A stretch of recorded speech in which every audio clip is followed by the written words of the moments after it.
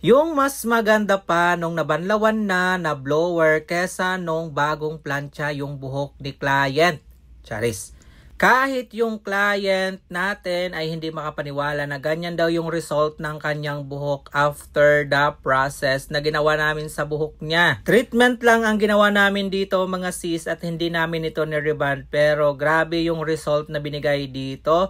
Napakakintab, para ka talagang nananalamin. Charis. At kung gusto nyong malaman kung papaano ito na-achieve mga sis, panoorin natin ang videong ito. So ito yung client's hair natin na iti-treatment ngayon mga sis. Bali virgin hair po talaga ito, as in wala pa itong chemical procedure na ginagawa sa kanya like color or reband, at ayaw din ng ating client na ipa-reband itong hair niya dahil gusto nga niyang magmukha lang natural ang kanyang buhok at mawala yung mga tangles at buhaghag ng kanyang buhok. Kaya nag-offer ako sa kanya ng hair treatment na merong 80% straightening effect, which is itong ating Wires Keratin Straightening Treatment. Again, hindi po ito reband mga sisa. Ito ay treatment na kayang mag-straighten ang hair up to 80 to 90% straight. Ito ay more on natural looking effect, bouncy effect, at it will last up to 6 months yung kanyang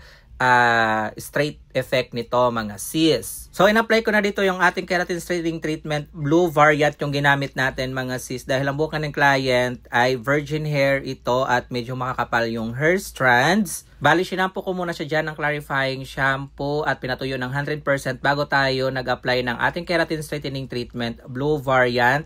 Ang application natin is root to ends, pero hindi po yan siya sagad sa anit or half or 1 inch away from the scalp yung ating application, at kinakailangan na well saturated yung application natin para lahat ng parts ay maa-applyan, at need din po natin maging generous sa pag-a-apply, yung tipong hindi tinitipid, para makuha talaga natin yung effect or straight effect na hinahanap natin at talagang makuha natin yung perfect result ng ating treatment na ito. So ayan, tapos na natin ma-applyan ng ating keratin straightening treatment, blue variant ang buhok ni client. After that, binalutan natin ito ng cling wrap.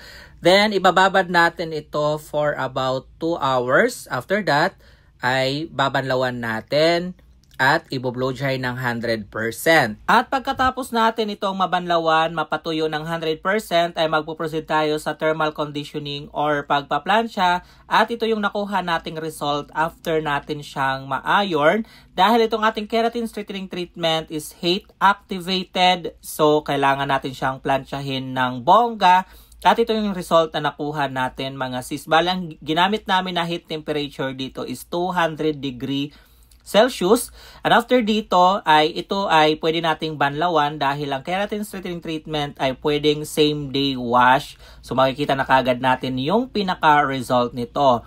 Pagka-banlaw natin ito, after natin ma-plancha ay shampoohin natin at maglalagay tayo ng conditioner or hair mask. At this point nga mga sis, nabanlawan na shampoo at nalagyan na rin natin siya ng hair mask treatment dito at binoblow dry na rin natin siya in a medium heat temperature ng ating blow dry. So kita nyo naman yung instant result after natin siyang mabanlawan mga sis. Grabe, ang ganda talaga. Kahit ako, ilang beses ko na itong nagamit sa aking mga client hanggang ngayon, na amazed pa rin talaga ako sa result nitong ating keratin straightening treatment. And again mga sis, hindi po ito reband ha, treatment lang ito. Pwede po ito sa lahat.